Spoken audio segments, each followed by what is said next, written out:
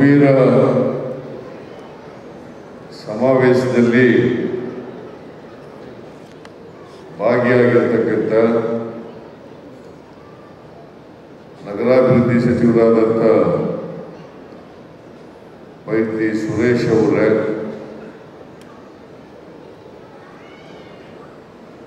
Guarantee ಯೋಜನೆಗಳ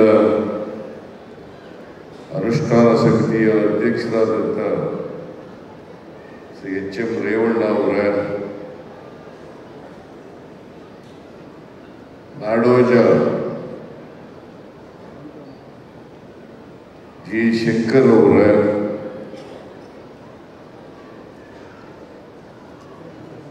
ಬೆಂಗಳೂರು ಮೊಗವೀರರ ಸಂಘದ ಅಧ್ಯಕ್ಷರಾದಂಥ ಶ್ರೀ ಕೆ. ಗುಡ್ಕರ್ ಅವರ, ಉಡುಪಿ ವಿಧಾನಸಭಾ ಕ್ಷೇತ್ರದ ಶಾಸಕರಾದಂಥ ಶ್ರೀ ಯಶ್ಪಾಲ್ ಸುವರ್ಣ ಅವರ, ಕಾಂಗ್ರೆಸ್ ಮುಖಂಡರಾದಂಥ ಉದ್ಯಮಿಯೂ ಆದಂಥ ಪ್ರಸಾದ್ ರಾಜ್ ಕಾಂಚನ್ ಅವರ, ದಕ್ಷಿಣ ಕನ್ನಡ ಮೊಗವೀರ ಮಹಾಜನ ಸಂಘದ ಅಧ್ಯಕ್ಷರಾದಂಥ ಶ್ರೀ ಜಯ ಸಿ. ಕೋಟ್ಯಾನ್ ಅವರ,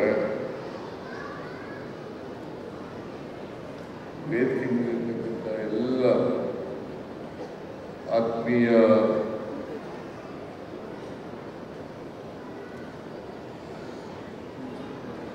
ಆಹ್ವಾನಿತ ಗಣ್ಯರೇ,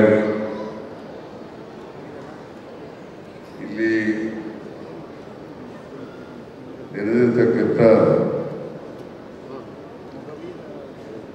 ಎಲ್ಲ ಅಣ್ಣ ತಮ್ಮಂದಿರ, ಅಕ್ಕ ತಂಗಿಯರೇ,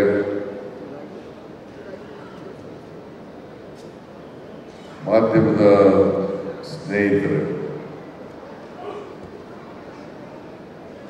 ಇವತ್ತು ಬೆಂಗಳೂರು ಮೊಗವೀರರ ಸಂಘದವರು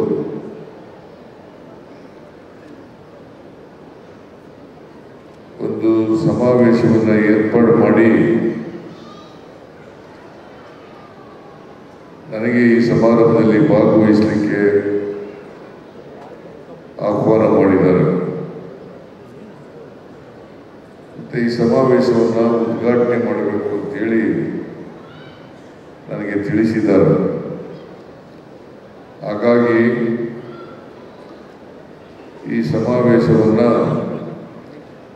ಅತ್ಯಂತ ಸಂತೋಷದಿಂದ ಉದ್ಘಾಟನೆಯನ್ನು ಮಾಡಿದ್ದೇನೆ.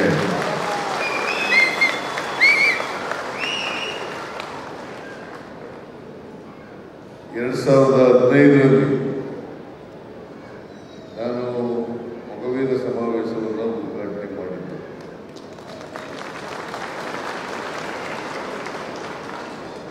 ಅವತ್ತು ಜಿ. ಶಂಕರ್ ಅವರೇ ನನಗೆ ಆಹ್ವಾನ ಮಾಡಿದರು, ಇವತ್ತು ಆಹ್ವಾನ ಮಾಡಿದರು. ಅವತ್ತು 2015ರಲ್ಲೂ ಮುಖ್ಯಮಂತ್ರಿ ಆಗಿದ್ದೆ. ಈ ಸಮಾವೇಶ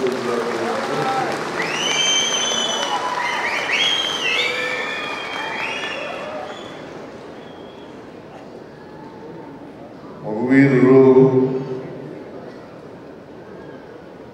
ಅತ್ಯಂತ ಹಿಂದುಳಿದ ಜಾತಿಗೆ ಸೇರಿದಂಥ ಒಂದು ಜನಾಂಗ. ಅವರು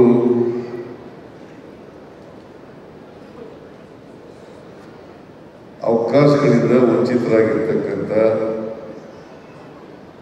ಶೋಷಣೆಗೆ ಒಳಪಟ್ಟಿರ್ತಕ್ಕಂಥ ಜನಾಂಗ. ಆದರೂ ಕೂಡ ಸ್ವಾಭಿಮಾನದಿಂದ ಜೀವನ ಮಾಡತಕ್ಕಂಥ ಜನಾಂಗ.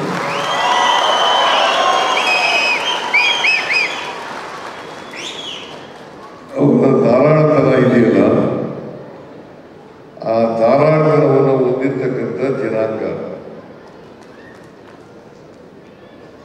ಅನೇಕ ಜನರು ಈ ಸಮಾಜದಲ್ಲಿ ಹಿಂದುಳಿದವರಿದ್ದಾರೆ.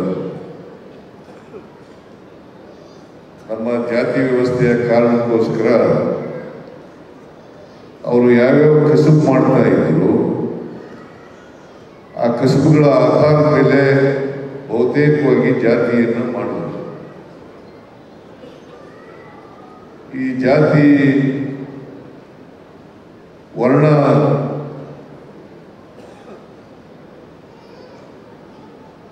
ನಾಲ್ಕು ವರ್ಣಗಳನ್ನಾಗಿ ಮಾಡಿದ್ರು. ಬ್ರಾಹ್ಮಣರು, ಕ್ಷತ್ರಿಯರು, ವೈಶ್ಯರು, ಶೂದ್ರರು ಅಂತೇಳಿ ನಾಲ್ಕು ವರ್ಣಗಳನ್ನಾಗಿ ಮಾಡಿದ್ರು. ವರ್ಣ ವ್ಯವಸ್ಥೆ ಅಂತ ಕರಿತೀವಿ.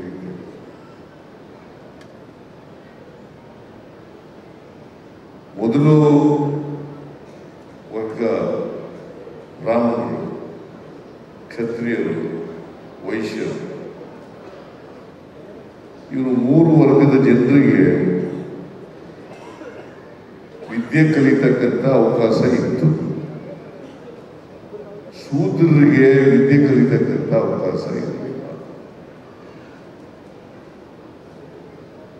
ಇವತ್ತು ನಾವು ಸಮಾಜದಲ್ಲಿ ನೋಡ್ತಾ ಇರ್ತಕ್ಕಂಥ ಆರ್ಥಿಕ ಅಸಮಾನತೆ, ಸಾಮಾಜಿಕ ಅಸಮಾನತೆ ಯಾಕೆ ನಿರ್ಮಾಣ ಆಯಿತು ಅಂತಂದ್ರೆ ವರ್ಣ ವ್ಯವಸ್ಥೆಯ ಕಾರಣದಿಂದ ಅಂತಕ್ಕಂಥದ್ದನ್ನು ನಾವು ಮರೆಯಲಿಕ್ಕೆ ಸಾಧ್ಯ ಇಲ್ಲ. ವರ್ಣ ವ್ಯವಸ್ಥೆಯಲ್ಲಿ ಸಂವಿಧಾನ ಬರೋಕ್ಕಿಂತ ಮುಂಚಿತವಾಗಿ ನಮ್ಮ ದೇಶ ಸ್ವಾತಂತ್ರ್ಯವಾಗಿ ಸಂವಿಧಾನ ಬರೋದಕ್ಕಿಂತ ಮುಂಚಿತವಾಗಿ ವರ್ಣ ವ್ಯವಸ್ಥೆ ಇತ್ತು. ಆ ವರ್ಣ ವ್ಯವಸ್ಥೆಯಲ್ಲಿ ಶೂದ್ರ ಜನಾಂಗದವರಿಗೆ ಓದ್ತಕ್ಕಂಥ ಅವಕಾಶ ಇತ್ತು. ಅಂದರೆ ಶೂದ್ರರೇ ಬಹುತೇಕವಾಗಿರ್ತಕ್ಕಂಥದ್ದು ಸಮಾಜದಲ್ಲಿ ಹೆಚ್ಚು ಜನಸಂಖ್ಯೆ ಇರ್ತಕ್ಕಂಥದ್ದು ಶೂದ್ರರು. ಈ ಶೂದ್ರರು ಎಲ್ಲರೂ ಕೂಡ ಅಕ್ಷರ ಸಂಸ್ಕೃತಿಯಿಂದ ವಂಚಿತರಾದರು. ಹಾಗೆಯೇ ಮಹಿಳೆಯರೂ ಕೂಡ ಅಕ್ಷರ ಸಂಸ್ಕೃತಿಯಿಂದ ವಂಚಿತರಾದರು. ಹಾಗಾಗಿ ಸಮಾಜದಲ್ಲಿ ಅಸಮಾನತೆ ನಿರ್ಮಾಣ ಆಗಲಿಕ್ಕೆ ಸಾಧ್ಯ. ಇವತ್ತು ಲಿಂಗ ತಾರತಮ್ಯ ಆಗಬೇಕಾದ್ರೂ ಇದೇ ಕಾರಣ. ನಾವು ಸ್ವಾತಂತ್ರ್ಯ ಬಂದ ಮೇಲೆ, ಸಂವಿಧಾನ ರಚನೆ ಆದ ಮೇಲೆ ಎಲ್ಲರಿಗೂ ವಿದ್ಯಾಭ್ಯಾಸ ಮಾಡ್ತಕ್ಕಂಥ ಅವಕಾಶ ಸಿಕ್ಕಿದೆ. ಅದಕ್ಕೆ ಮೊದಲು ವಿದ್ಯಾಭ್ಯಾಸ ಮಾಡ್ತಕ್ಕಂಥ ಅವಕಾಶ ಸಿಕ್ಕಿರಲಿಲ್ಲ. ಮೊಗವೀರರು ಅವ್ರ ವೃತ್ತಿಯ ಕಾರಣದಿಂದ ಬಹಳಷ್ಟು ಜನ ಇವತ್ತು ಅವಕಾಶಗಳಿಂದ ವಂಚಿತರಾಗಿರ್ತಕ್ಕಂಥದ್ದು, ವಿದ್ಯೆಯಿಂದ ವಂಚಿತರಾಗಿರ್ತಕ್ಕಂಥ ಜನರನ್ನ ಕಾಣಲಿಕ್ಕೆ ಸಾಧ್ಯ.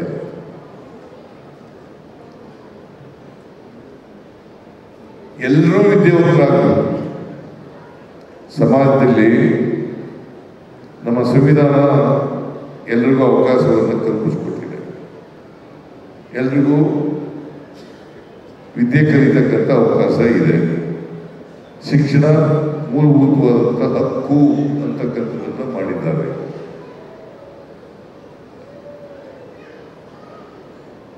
ಹಾಗಾಗಿ ಅದೇ ಅವರಿಗೆ ಶಿಕ್ಷಣ ಕಲಿತಕ್ಕಂಥ ಅವಕಾಶ ಇದೆ, ಸಿಕ್ತು, ಅವರೆಲ್ಲರೂ ಮುಂದಕ್ಕೆ ಬಂದರು. ಯಾರಿಗೆ ಶಿಕ್ಷಣ ಕಲಿತಕ್ಕಂಥ ಅವಕಾಶ ಸಿಕ್ಕಲಿಲ್ಲ ಅವರೆಲ್ಲರೂ ಕೂಡ ಆರ್ಥಿಕವಾಗಿ, ಸಾಮಾಜಿಕವಾಗಿ ಹಿಂದೆ ಬೀಳಲಿಕ್ಕೆ ಕಾರಣ. ಅದಕ್ಕೆ ಬಾಬಾ ಸಾಹೇಬ್ ಅಂಬೇಡ್ಕರ್ ಅವರು ಸಂವಿಧಾನದಲ್ಲಿ ಬಹಳ ಸ್ಪಷ್ಟವಾಗಿ ಹೇಳಿದ್ದಾರೆ, ನಮಗೆ ಸಂವಿಧಾನ ಬಂದ ಮೇಲೆ, ಸ್ವಾತಂತ್ರ್ಯ ಸಿಕ್ಕಿದ ಮೇಲೆ ಎಲ್ಲರಿಗೂ ರಾಜಕೀಯ ಸ್ವಾತಂತ್ರ್ಯ ಸಿಕ್ಕಿದೆ. ಎಲ್ಲರಿಗೂ ವೋಟ್ ಮಾಡ್ತಕ್ಕಂಥ ಹಕ್ಕು ಬಂದಿದೆ. ಪ್ರತಿಯೊಬ್ಬರ ವೋಟ್ಗೆ ಒಂದೇ ಬೆಲೆ, ಒಂದೇ ಮೌಲ್ಯ. ಒಬ್ಬ ವ್ಯಕ್ತಿ ಒಂದು ವೋಟು ಒಂದು ಮೌಲ್ಯ ಅಂತ ಹೇಳ್ತೀವಿ. ಒಬ್ಬ ವ್ಯಕ್ತಿ ಒಂದು ಮೌಲ್ಯ, ಒಂದು ವೋಟು ಅಂದ್ರೆ ಎಲ್ಲರ ಓಟು ಒಂದೇ ಮೌಲ್ಯ. ಪ್ರೆಸಿಡೆಂಟ್ ಆಫ್ ಇಂಡಿಯಾ ಇರ್ಬೋದು, 4ನೇ ದರ್ಜೆ ಕೆಲಸ ಮಾಡ್ತಕ್ಕಂಥವ್ರು ಇರ್ಬೋದು, ಅಥವಾ ಬೇರೆ ಯಾವುದೇ ತಳ ಸಮುದಾಯಕ್ಕೆ ಸೇರಿದಂಥವ್ರು ಇರ್ಬೋದು, ಅಥವಾ 4ನೇ ದರ್ಜೆ ಕೆಲಸ ಮಾಡ್ತಕ್ಕಂಥವ್ರು ಇರ್ಬೋದು. ಅವರೆಲ್ಲರಿಗೂ ಒಂದೇ. ಆದರೆ ಆರ್ಥಿಕವಾಗಿ ಸಾಮಾಜಿಕವಾಗಿ ಆ ಥರದ ವ್ಯವಸ್ಥೆ ಇಲ್ಲ. ಆರ್ಥಿಕವಾಗಿ ಒಂದೇ ಮೌಲ್ಯ ಒಬ್ಬ ವ್ಯಕ್ತಿ ಅಂತಕ್ಕಂಥದ್ದು ಇಲ್ಲ. ಸಾಮಾಜಿಕವಾಗಿ ಒಬ್ಬ ವ್ಯಕ್ತಿ ಒಂದು ಮೌಲ್ಯ ಅಂತಕ್ಕಂಥದ್ದು ಇಲ್ಲ.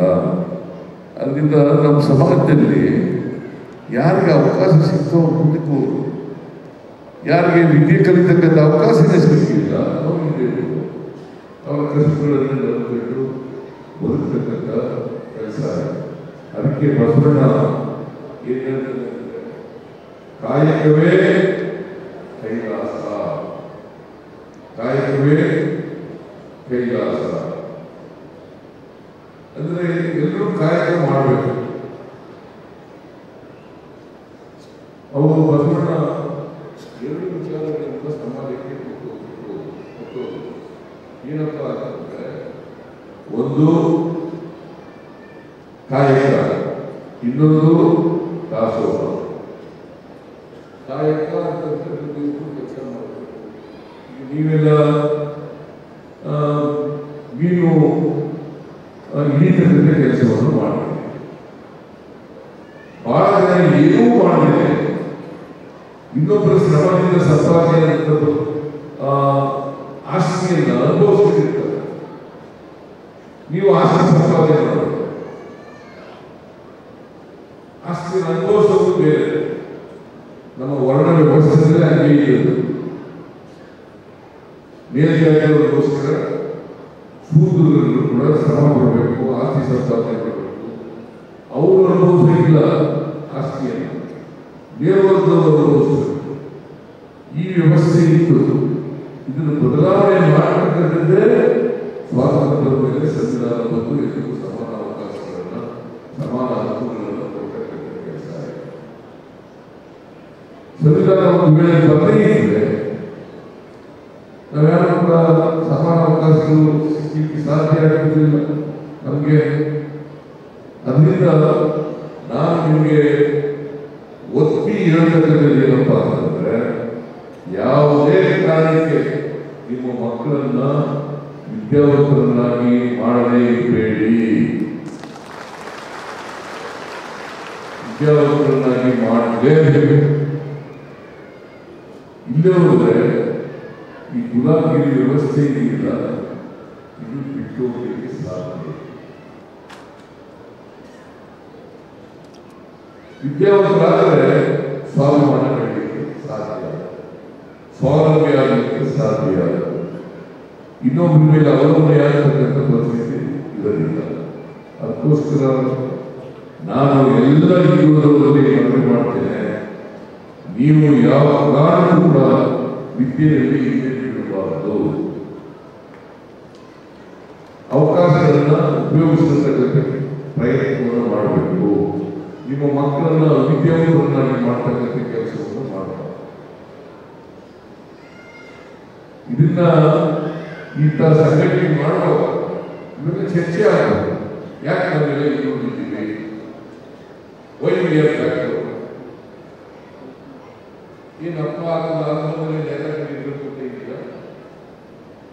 ನಿಮ್ಮ ಮಕ್ಕಳು ಡಾಕ್ಟರ್ಗಳಾಗಬಾರ್ದ, ನಿಮ್ಮ ಮಕ್ಕಳು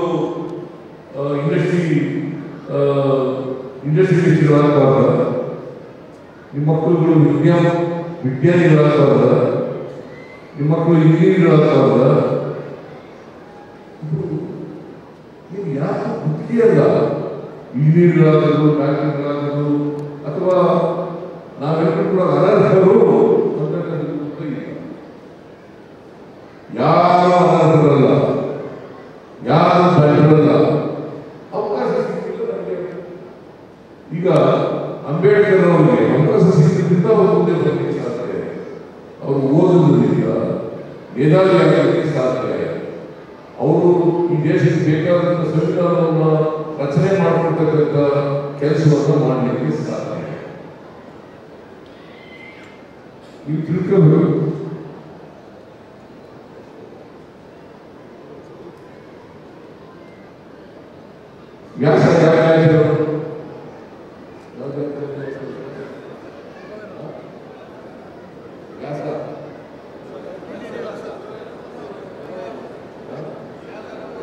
ಧೈರ್ಯವಾಗಿ ಹೇಳಿದ್ರೆ ನಮ್ಮವರು ಅಂತ.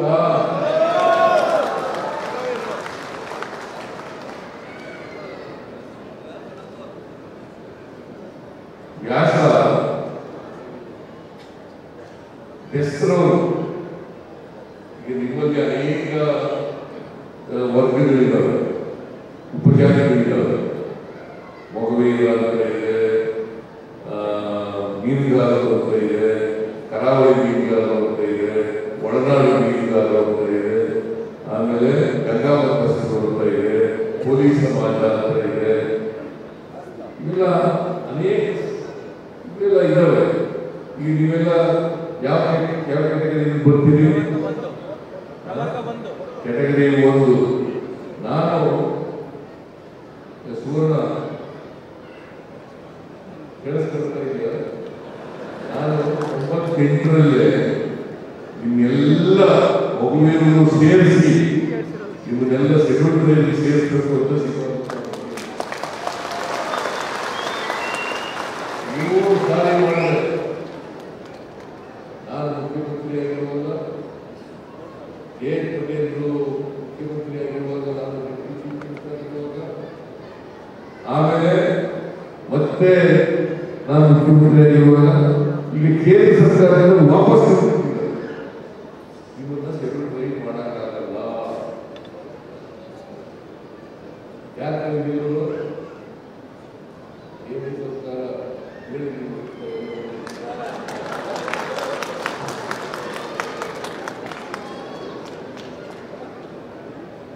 ನಾನು ಈ ಕೋಲಿ ಸಮಾಜನ ಶೆಡ್ಯೂಲ್ ಟ್ರೈಬ್ ಸೇರಿಸಿ ಶೆಡ್ಯೂಲ್ ಟ್ರೈಬ್ ಪರಿಶಿಷ್ಟ ವರ್ಗಕ್ಕೆ ಸೇರಿಸಬೇಕು ಅಂತೇಳಿ ಶಿಫಾರಸು ಮಾಡಿ, ಅದಕ್ಕೆ ಕುಲಶಾಸನ ಕೂಡ ಮಾಡಿಸಿದ್ದೀನಿ. ಒಳ್ಳೆಯ ಕುಲಶಾಸನ ಮಾಡಿಸಿದ್ದೀನಿ. ನಿಮಗೆ ಕೋಲಿ ಸಮಾಜದವರಿಗೆ, ಮಗುವಿನರಿಗೆ ಕುಲಶಾಸನ ಮಾಡಿಸಿದ್ದೀನಿ. ಜೊತೆಗೆ ಬೀದರ್, ಗುಲ್ಬರ್ಗ ಮತ್ತು ಯಾದಗಿರಿ ಆ ಭಾಗದಲ್ಲಿರ್ತಕ್ಕಂಥ ಕುರುಬರಿಗೆ ಅವರು ಕೂಡ ಎಷ್ಟು ಸೇರಿಸಬೇಕು ಅಂತ ಮಾಡಿದ್ದೀವಿ. ಯಾವುದು ಕೂಡ ಕೇಂದ್ರ ಸರ್ಕಾರ ಗೊತ್ತಿಲ್ಲ. ನೀವು ಕ್ಯಾಟಗರಿ 1 ಇಡಿ ಅಂತ ಹೇಳಿದ್ದಾರೆ. ನೀವು ಅದನ್ನೆಲ್ಲ ಒತ್ತಾಯ ಮಾಡಲ್ಲ. ನಿಮಗೆ ಗೊತ್ತೇ ಇಲ್ಲ. ಎಲ್ಲಿ ಮಾಡಿದ್ದೀರಿ, ಯಾರು ಮಾಡಿದ್ದೀರಿ, ಎಲ್ರಿ ಮಾಡಿದ್ದೀರಿ? ಈ ಸೆಕ್ರೆಟರಿ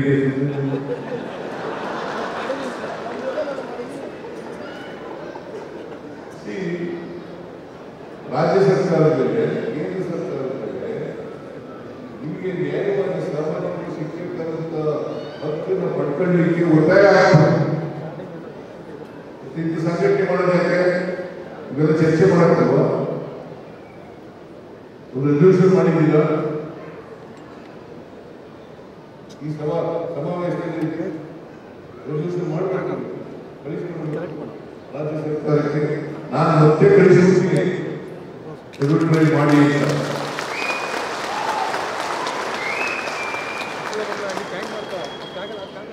ನಾನು 94-99ವರೆಗೆ ದೇವೇಗೌಡರು ಮುಖ್ಯಮಂತ್ರಿ ಆಗಿದ್ದರು. ಆಮೇಲೆ ಮುಖ್ಯಮಂತ್ರಿ ಆಗಿದ್ರು, ಹಣಕಾಸಿನ ಮಂತ್ರಿ ಆಗಿದ್ದೆ. ಜಯಪ್ರಕಾಶ್ ಹೆಗ್ಡೆ ನೀವಿಗಾರರು ಮಂತ್ರಿ ಆಗಿದ್ರು. ಆಗ 35 ಪೈಸೆ ಸಬ್ಸಿಡಿ ಇತ್ತಲ್ಲ, ತೆರಿಗೆ ಕರ್ನಾಟಕದಲ್ಲಿ ಯಾರನ್ನ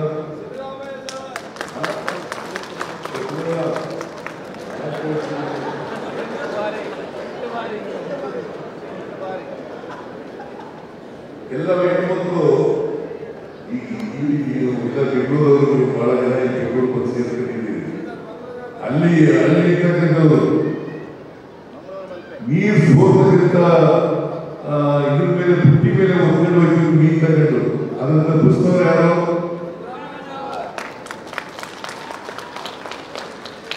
ಸಬ್ಸಿಡಿ ಸಿಮೆಂಟ್ಗೆ ಸಬ್ಸಿಡಿ ಕೊಟ್ಟವ್ರು ಯಾರು? ಸಾಲ ಮನ್ನಾ ಮಾಡೋದವ್ರು ಯಾರು?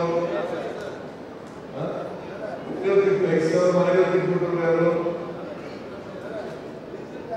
ಜ್ಞಾನೇಶ್ವರ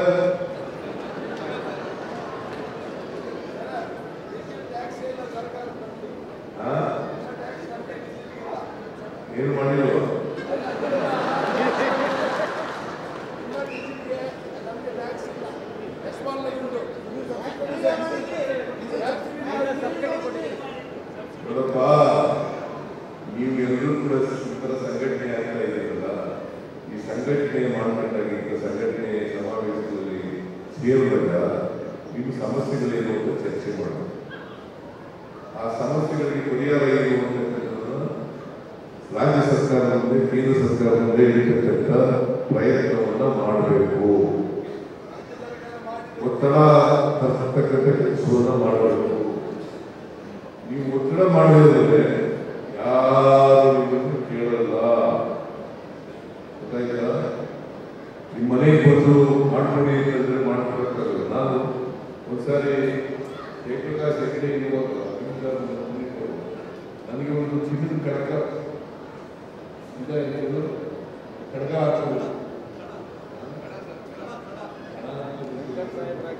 ಕಡಗ ಚಿನ್ನದ ಹಾಕಿದ್ರು. ಯಾರು ಹಾಕಿದ್ರು ಗೊತ್ತಾ?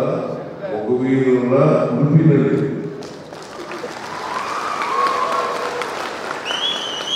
ಅಲ್ಲಿ ಇದೇ ಒಂದು ಸಮಾವೇಶ, ಮಗುವೀರರ ಸಮಾವೇಶ. ಆ ಸಮಾವೇಶದಲ್ಲಿ ಅದರಿಂದ ಅದು ಹಾಕ್ಬೇಕು ಅಂತ ಅಲ್ಲ, ನಿಮ್ಮ ದೊಡ್ಡಸ್ತಿಗೆ ನಿಮ್ ದೊಡ್ಡತನ. ಆದರೆ ನಾವೆಲ್ಲರೂ ಕೂಡ ನಮ್ಮ ವೃತ್ತಿ ಇದೆಯಲ್ಲ, ಆ ವೃತ್ತಿ ಉಳಿಸಿಕೊಳ್ಳಬೇಕಾಗತ್ತೆ. ಮತ್ತೆ ಆ ವೃತ್ತಿನಲ್ಲೇ ಇರಬೇಕು ಅಂತೇನಿಲ್ಲ. ಎಲ್ಲರಿಗೂ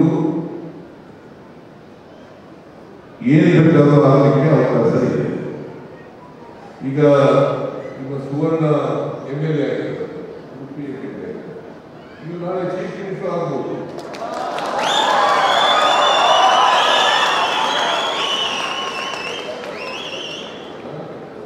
ಹಿಂಗಲ್ಲ,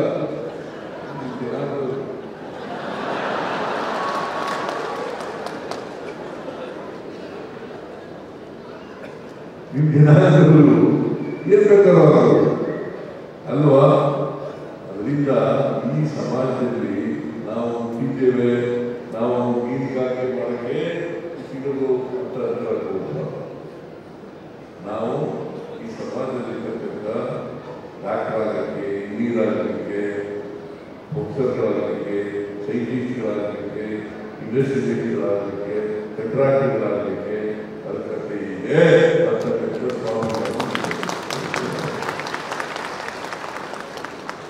ಸ್ವಾಭಿಮಾನ ಇರ್ಬೇಕಲ್ವ? ಅದಕ್ಕೆ ನಾವು ಸರಿ ರುಕ್ಮಾರಪ್ಪ ನಾಗಮಾರಪಲ್ಲಿ ಮೇಲೆ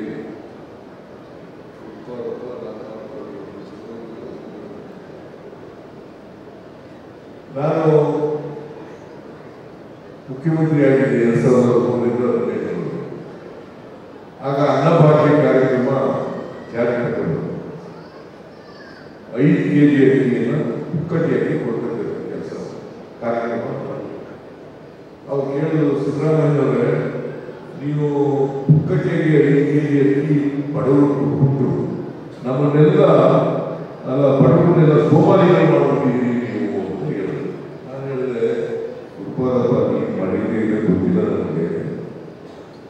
ನಿಮ್ಮಂತೆಯವರೆಲ್ಲ ಸೂದ್ರು ಕೆಲಸ ಮಾಡೋದ್ರಲ್ಲಿ ನೀವು ಅದನ್ನು ಅನುಭವಿಸ್ಕೊಂಡು ಬೆಳೆದಿರ್ತಕ್ಕಂಥದ್ದು, ನೀವೆಲ್ಲ ಆರಾಮಾಗಿರ್ತಕ್ಕಂಥದ್ದು.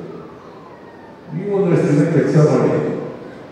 ಅವ್ರು ಯಾರ್ಯಾರು ಕೆಲಸ ಮಾಡ್ತಿದ್ರು ಅವ್ರಿಗೆಲ್ಲ ಯಾರ್ಯಾರು 5 kg ಅಕ್ಕಿ ಕೊಟ್ಟಿದ್ದೀವಿ ಅವರೆಲ್ಲ ಸ್ವಲ್ಪ ರೆಸ್ಟ್ ತಗೊಳ್ಳಿ.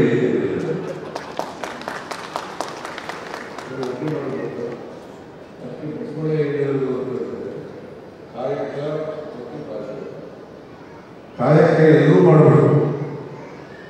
ಬರೀ ಮೀನುಗಾರಿಕೆ ಕೆಲಸ ಮಾಡೋದಲ್ಲ, ಕುರಿಕಾಯಿ ಬರೀ ಕುರಿಕಾಯಿ ಅಲ್ಲ, ಎಲ್ಲರೂ ಮಾಡಲಿ. ಎಲ್ಲರೂ ಕುರಿಕಾಯಿ, ಎಲ್ಲ ಮೀನಿದ್ದೀವಿ. ನೀವು ಇಂಜಿನಿಯರ್ಗಳಾಗಿ, ನೀವು ಡಾಕ್ಟರ್ಗಳಾಗಿ, ನೀವು ಸೈಂಟಿಸ್ಟ್ಗಳಾಗಿ ಯಾಕೆ ಆಗಬಾರ್ದು?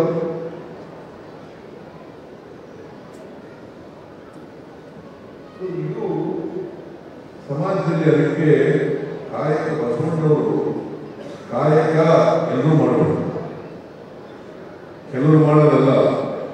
ಆಮೇಲೆ ಉಪಾಧ್ಯಾಯರನ್ನು ಎಲ್ಲರೂ ಹಂಚಬೇಕು ಅಂತ ಹೇಳೋದು. ಅದನ್ನೇ ಕಾಯಕ ಮತ್ತು ದಾಸೋಹ production and distribution. Production and distribution, ಕಾಯಕ ಮತ್ತು ದಾಸೋಹ ಇದೆಯಲ್ಲ, ಅದರ ಅರ್ಥ ಉಪಾಧ್ಯಾಯರು ಯಾರು ಉಪಾಧ್ಯಾಯ ಮಾಡಿ ಬಂದಿದ್ದನ್ನ ಎಲ್ಲರೂ ಹಂಚಬೇಕು. ಇದನ್ನ ಬಸವಣ್ಣವರು ಬಹಳ ವರ್ಷಗಳಿಂದ 850 ವರ್ಷಗಳ ಹಿಂದೆ ಹೇಳೋದು. ಆಗಲೇ ಪ್ರಜಾಪ್ರಭುತ್ವ ಆಯಿತು, ಅನುಭವ ಪಟ್ಟು ಮಾಡಿದ್ರು. ಅನುಭವ ಪಟ್ಟದಲ್ಲಿ ಎಲ್ಲ ಜಾತಿಗಳು, ಎಲ್ಲ ಧರ್ಮಗಳು ಎಲ್ಲರೂ ಸೇರ್ತಿದ್ರು, ಮಹಿಳೆಯರು ಸೇರ್ತಿದ್ರು, ಎಲ್ಲರೂ ಸಮಾನ ಅವಕಾಶಗಳನ್ನು ಕೊಟ್ಟಿದ್ರು. ಇವತ್ತಿನ ಅಸೆಂಬ್ಲಿ ಇದೆಯಲ್ಲ, ಪಾರ್ಲಿಮೆಂಟ್ ಇದೆಯಲ್ಲ, ಅವತ್ತೇ ಅನುಭವ ಪಟ್ಟುವ ಇವತ್ತಿನ ಅಸೆಂಬ್ಲಿ ಮತ್ತು ಪಾರ್ಲಿಮೆಂಟ್ ಅಲ್ಲಿ ಎಲ್ಲ ಚರ್ಚೆ ಆಯಿತು. ಯಾಕೆ ಈ ತಾರತಮ್ಯ ಯಾಕೆ ಸಮಾಜದಲ್ಲಿದೆ, ಯಾಕೆ ನಾವೆಲ್ಲ ವಂಚಿತರಾದವರು, ವರ್ಣ ವ್ಯವಸ್ಥೆಯನ್ನು ತಂದವರು ಯಾರು, ಪಟ್ಟಭದ್ರನವರು ಮತ್ತು ಸ್ವಾರ್ಥಿಗಳು ಅವರ ಅನುಕೂಲಕ್ಕೋಸ್ಕರ ಈ ವರ್ಣ ವ್ಯವಸ್ಥೆಯನ್ನು ಜಾರಿಗೆ ತಂದರು. ಇದನ್ನ ನೀವು ಬಹಳ ಎಚ್ಚರ ವಹಿಸಿದ್ರೆ ಬಹಳ ಕಷ್ಟ ಆಗ್ತದೆ. ಅದಕ್ಕೆ ಇಂಥ ಸಮಾವೇಶಗಳು ಮಾಡಬೇಕಾದ್ರೆ ಲೋಕಿಯವರು ಏನು ಹೇಳಿದ್ರು ಅಂತಂದ್ರೆ, ಮುಂದುವರೆದ ಜಾತಿಗಳು ಜಾತಿ ಹೆಸರಿನಲ್ಲಿ ಸಮಾವೇಶ ಮಾಡಿ ಅವರು ಹಕ್ಕುಗಳನ್ನು ಪ್ರತಿಪಾದನೆ ಮಾಡಿದರೆ ಅದು ಜಾತಿವಾದ ಆಗ್ತದೆ. ಹಿಂದುಳಿದ ಜಾತಿಗಳು ಜಾತಿ ಸಮಾವೇಶಗಳನ್ನು ಮಾಡಿದರೆ ಅವರ ಹಕ್ಕುಗಳನ್ನ ಅವ್ರಿಗೆ ಶೋಷಣೆ ಮಾಡಿಕೊಟ್ಟಿರ್ತಕ್ಕಂಥ ಜನ, ಹಕ್ಕುಗಳಿಂದ ವಂಚಿತರಾಗಿರ್ತಕ್ಕಂಥದ್ದು, ಅವಕಾಶಗಳಿಂದ ವಂಚಿತರಾಗಿರ್ತಕ್ಕಂಥದ್ದು, ಅವರ ಅವಕಾಶಗಳಿಗೋಸ್ಕರ ಜಾತಿ ಸಮ್ಮೇಳನಗಳನ್ನು ಮಾಡಿದ್ರೆ ಅದು ಜಾತಿವಾದ ಅಲ್ಲ ಅಂತ ಲೋಕಿಯ ಬಹಳ ನೀವು ಅರ್ಥ ಮಾಡಿರಬೇಕಾಗ್ತದೆ.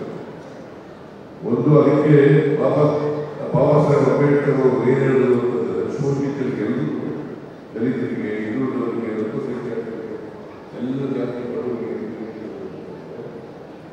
ಮೊದಲು ಶಿಕ್ಷಣ, ಸಂಘಟನೆ, ಹೋರಾಟ. ಮೂರು ಮಂತ್ರಾದ ಹೇಳಿರೋದು ಏನೇನು ಹೇಳಿ? ಶಿಕ್ಷಣ, ಸಂಘಟನೆ, ಹೋರಾಟ. ಶಿಕ್ಷಣ ಪಡ್ಕೋಬೇಕು, ಸಂಘಟನೆ ಆಗಬೇಕು, ಆಮೇಲೆ ಹೋರಾಟ. ನೀವು ಮಾಡದೆ ಹೋದ್ರೆ ನಿಮ್ಗೆ ಏನು ಸಿಗಲ್ಲ. ಅದಕ್ಕೆ ನಾನು ಮುಖ್ಯಮಂತ್ರಿ ಆದಮೇಲೆ 165 ಯಾರಾದರೂ ಮುಖ್ಯಮಂತ್ರಿಗಳು ನುಡಿದಂತೆ ನಡೆದಂತವರು ಇದ್ರೆ ಅದು ಸಿದ್ದರಾಮಯ್ಯ. ಈ ಸಲ 5 ಗ್ಯಾರಂಟಿಗಳು ಕೊಟ್ಟಿದ್ದರು. 5 ಗ್ಯಾರಂಟಿಗಳನ್ನು ಜಾರಿ ಕೊಟ್ಟಿದ್ರು ನಾನು. ಈಗ ಎಲ್ಲ ಇಲ್ಲಿ ಯಾರ್ಯಾರು ಇದ್ದೀವಿ ಅವರೆಲ್ಲ ಫ್ರೀಯಾಗಿ ಹೆಣ್ಮಕ್ಳೆಲ್ಲ ಬಸ್ಸಲ್ಲಿ ಓಡಾಡಲ್ವ?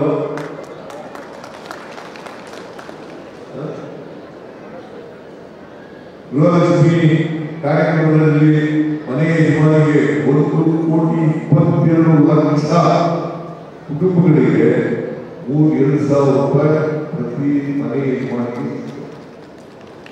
ಯಾಕೆ ಇದು ಮಾಡಿದೆ ಅಂತಂದ್ರೆ, ಹೆಣ್ಮಕ್ಳಿಗೆ ಆರ್ಥಿಕವಾಗಿ ಅವರು ಸಾಮಾಜಿಕವಾಗಿ ಸ್ವಾವಲಂಬನೆ ಆರ್ಥಿಕವಾಗಿ ಸಾಮಾಜಿಕವಾಗಿ ಸ್ವಾವಲಂಬನೆ ಆದರೆ ಅದಕ್ಕೆ ಸಾವಿತ್ರಿ ಪುಲೆ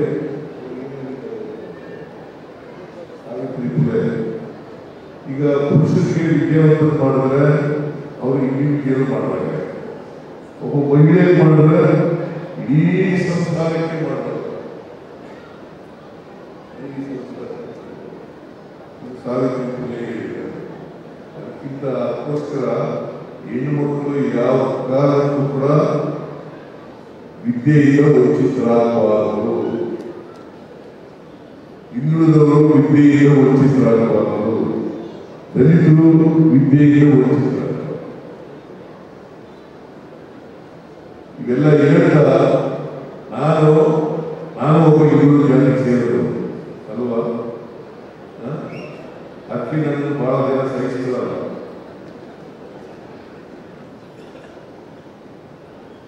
ನೀವು ನಮ್ಗೆ ಏನಾಗಿದೆ ಅಂತಂದ್ರೆ ಈ ಗುಲಾಮಗಿರಿ ಮನಸ್ಥಿತಿ ಇದೆಯಲ್ಲ. ಈಗ ಮೇಲ್ಜಾತಿಯವರು ಬಂದರೆ, ಶ್ರೀಮಂತರು ಬಂದರೆ ಏನ್ ಮಾಡ್ತೀವಿ? ನಮಸ್ಕಾರ ಸರ್, ಚೆನ್ನಾಗಿದ್ದೀರ ಸ್ವಾಮಿ ಅಂತ ಹೇಳ್ತೀವಿ. ಅದೇ ಒಬ್ಬ ಕೆಳಜಾತಿಯವರು ಶ್ರೀಮಂತ ಆಗಿದ್ರು ಕೂಡ ಅವ್ರು ಬಂದ್ರೆ ಏನಿರ್ತೀವಿ, ಏನಪ್ಪಾ ಏನೆಯ ಸಿಂಗಲ್ ಮಾತಾಡ್ತೀವಿ. ಅವರು ಬಡವರಾದರೂ ಕೂಡ ಮೇಲ್ಜಾತಿಯವರು ಅವ್ರನ್ನ ಬಹುವಚನದಲ್ಲಿ ಮಾತಾಡ್ತೀವಿ. ಇದೇ ನಮ್ಮಲ್ಲಿರ್ತಕ್ಕಂಥ ಕೀಳಿಮೆ, ಇದೇ ನಮ್ಮಲ್ಲಿರ್ತಕ್ಕಂಥ ಗುಲಾಮಗಿರಿ ಸಂಕೇತ. ಈ ಗುಲಾಮಗಿರಿ ಸಂಕೇತ ಕಿತ್ತಾಗಬೇಕಾದ್ರೆ ನಾವು ಸ್ವಾಭಿಮಾನ ಇಟ್ಟು ಎಲ್ಲ ಮಾಡಬೇಕಲ್ಲ. ಮತ್ತೆ ಇದೆಲ್ಲ ಚರ್ಚೆ ಮಾಡಬೇಕು. ನೀವು ಇಂಥ ಸಮಾವೇಶದ ಸಂಘಟನೆಗಳು ಮಾಡಬೇಕಲ್ಲ, ಚರ್ಚೆ ಮಾಡಬೇಕು. ಚರ್ಚೆ ಮೂಲಕ ನಿಮ್ಮ ಸಮಸ್ಯೆಗಳಿಗೆ ಪರಿಹಾರ ಕೆಲಸವನ್ನು ಮಾಡಬೇಕು. ಇಷ್ಟು ಹೇಳಿ ನಮ್ಮ ಸರ್ಕಾರ ನಿಮ್ಮ ಜೊತೆ ಇರ್ತದೆ, ಈಗಲೂ ಇರ್ತದೆ, ಮುಂಚೆನೂ ಇರ್ತದೆ. ನಾನು ನಿಮ್ಮ ಜೊತೆ ಇದ್ದೇನೆ. ನಿಮ್ಮ ನ್ಯಾಯಯುತವಾದಂಥ ಬೇಡಿಕೆಗಳನ್ನ ಈಡೇರಿಸತಕ್ಕಂಥ ಕೆಲಸವನ್ನ ಮಾಡಿಕೊಡ್ತೇನೆ.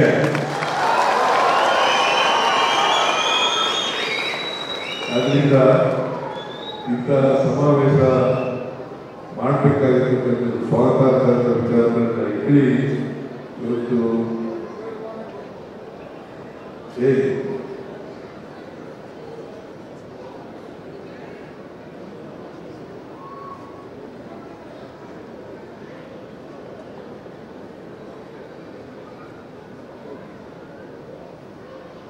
ಇಡೋಣ.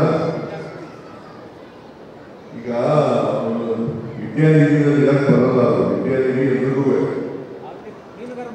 ಬೇರೆ ತರ ಮಾಡ್ಕೊಳ್ಳೋಣ.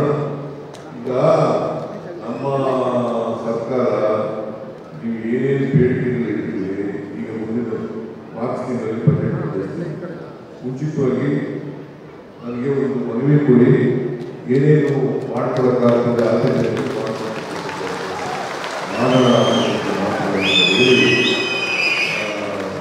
ಮುಖ್ಯಮಂತ್ರಿಯಾಗಿರೋರಿಗೆ, ಹಿಂದುಳಿದವರಿಗೆ, ದಲಿತರಿಗೆ, ಅಲ್ಪಸಂಖ್ಯಾತರಿಗೆ, ಎಲ್ಲ ಜಾತಿ ಬಡವರಿಗೆ, ಎಲ್ಲ ಜಾತಿಯ ಬಡವರು, ಎಲ್ಲ ಧರ್ಮದ ಬಡವರು ಅವರೆಲ್ಲರೂ ಕೂಡ ರಕ್ಷಣೆ ಕೊಡ್ತಕ್ಕಂಥ ಕೆಲಸವನ್ನು ಮಾಡ್ತೇನೆ. ಅವರೆಲ್ಲರೂ ಕೂಡ ಸಾಮಾಜಿಕವಾಗಿ, ಆರ್ಥಿಕವಾಗಿ ಶಕ್ತಿ ಕೊಡ್ತಕ್ಕಂಥ ಕೆಲಸವನ್ನು ಮಾಡ್ತೇನೆ ಅಂತ ಮಾತುಗಳನ್ನು ಹೇಳಿ ಇವತ್ತು ಅತ್ಯಂತ ಸಂತೋಷದಿಂದ ನಿಮ್ಮ ಸಮಾವೇಶವನ್ನು ಮೊಗವೀರ ಸಂಘ ಬೆಂಗಳೂರು ಇದನ್ನು ಉದ್ಘಾಟನೆ ಮಾಡಿ ನನಗೆ ಅವಕಾಶಕ್ಕೆ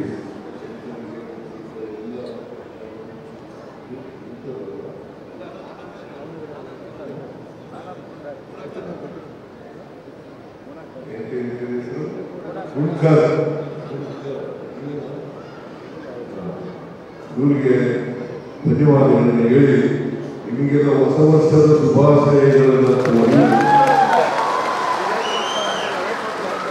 ಮಾತುಗಳನ್ನು ಮುಗಿಸ್ತೇನೆ. ಜೈ ಹಿಂದ್, ಜೈ ಕರ್ನಾಟಕ.